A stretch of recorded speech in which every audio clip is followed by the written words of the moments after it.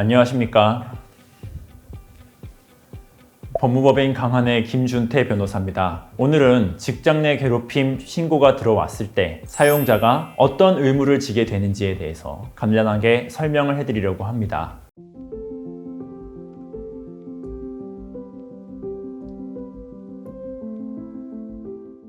오늘 설명해드리는 내용은 직장 내 성희롱의 경우에도 비록 규정하고 있는 법률은 다르지만 그 내용이 완전히 똑같이 적용이 됩니다. 직장 내 괴롭힘 또는 직장 내 성희롱이 발생했을 때 내가 사업주일 때 어떻게 처리해야 하는가 라는 궁금증이 드시면 이 영상에서 소개해드리는 대로의 의무를 수행하시면 되겠습니다. 근로기준법은 제76조의 3에서 관련 내용을 정하고 있습니다. 제1항은 누구든지 직장 내 괴롭힘 발생 사실을 알게 되면 회사에 이를 신고할 수 있다는 것이 핵심입니다. 제2항은 사용자가 신고를 접수하거나 또는 직장 내 괴롭힘 발생 사실을 인지하게 된 경우에 객관적인 조사를 실시해야 한다는 내용입니다. 제3항은 조사가 진행되고 있는 중에 사용자가 피해자의 보호를 위해서 적절한 조치를 취해야 한다는 것이고요. 4항과 5항은 조사 결과 직장 내 괴롭힘 발생 사실이 확인되면 피해 근로자에 대한 적절한 보호 조치, 가해 근로자에 대한 적절한 징계 조치가 이루어져야 한다는 것입니다. 마지막으로 6항과 7항은 피해 근로자에 대한 불이익한 처우 금지, 비밀 유지 의무가 규정되어 있습니다. 각 항별로 가장 핵심적인 내용만 살펴보겠습니다. 제1항은 누구든지 신고할 수 있다는 것이 핵심입니다. 직장 내 괴롭힘의 피해자뿐만 아니라 직장 내 괴롭힘의 목격자 또는 회사의 구성원이 아니더라도 그 사실을 발견하게 된 피해 근로자의 가족이나 다른 사람들도 언제든지 직장 내 괴롭힘 신고를 할 수 있다는 것이고, 그 신고는 사용자에게 누가 신고했든지와 상관없이 똑같은 법률적인 효과를 갖게 된다는 것이 핵심입니다. 제2항은 사용자에게 지체 없는 객관적인 조사 의무를 부과하고 있습니다. 이를 어겼을 때는 사용자에게 500만 원 이하의 과태료가 부과됩니다. 조사의 방법에 관해서는 근로기준법에서 정하고 있지 않지만 저희 법무법인에서는 실제 진행되고 있는 형사 수사 절차에 준해서 관련 조사 업무를 진행하고 있기 때문에 객관성이나 공정성에 대해서는 어느 정도 보장이 되고 있습니다. 제3항은 조사 기간 중에 피해자의 보호를 위한 적절한 조치를 취해야 한다는 것입니다. 아직 직장 내 괴롭힘이 있었는지 없었는지가 확실하게 결정되지 않은 경우라도 피해 근로자와 가해 근로자가 같은 공간에서 근무를 하고 있다면 그것을 분리해서 한 명을 재택근무를 시키거나 아니면은 근무 장소를 옮기는 등의 방식, 적절한 조치 의무가 취해져야 한다는 것입니다. 중요한 것은 적절한 조치 자체는 사용자의 재량이겠지만 그것이 피해 근로자의 의사에 반해서 이루어져서는 안 된다는 것입니다. 피해자를 다른 층으로 옮기는 방식으로 분리 조치를 취하고 싶다고 하더라도 피해자가 나는 그것을 원치 않는다고 하면 회사 입장에서는 그 말에 따라서 피해자의 의사에 반하지 않는 방식으로 적절한 조치를 취해야 한다는 것이고요. 제4항은 직장 내 괴롭힘 조사 결과 괴롭힘 사실이 확인되었을 때 피해 근로자를 위한 적절한 보호 조치 의무를 규정하고 있습니다. 조사 결과 직장 내 괴롭힘이 확인이 되었을 때 그때 피해 근로자와 가해 근로자의 소속 부서를 변경해서 둘이 마주치는 일이 없게 한다든가 아니면은 근로 장소를 변경한다든가 하는 등의 조치를 말합니다. 제5항은 직장 내 괴롭힘 사실이 확인이 되었을 때 가해 근로자에게 적절한 징계 조치를 해야 한다는 것입니다. 그리고 방금 말씀드렸던 직장 내 괴롭힘 사실이 확인되었을 때의 피해 근로자에 대한 적절한 조치 의무와 가해자에 대한 적절한 징계 의무, 이 두 의무를 어겼을 경우에는 500만 원 이하의 과태료가 부과될 수 있습니다. 제6항은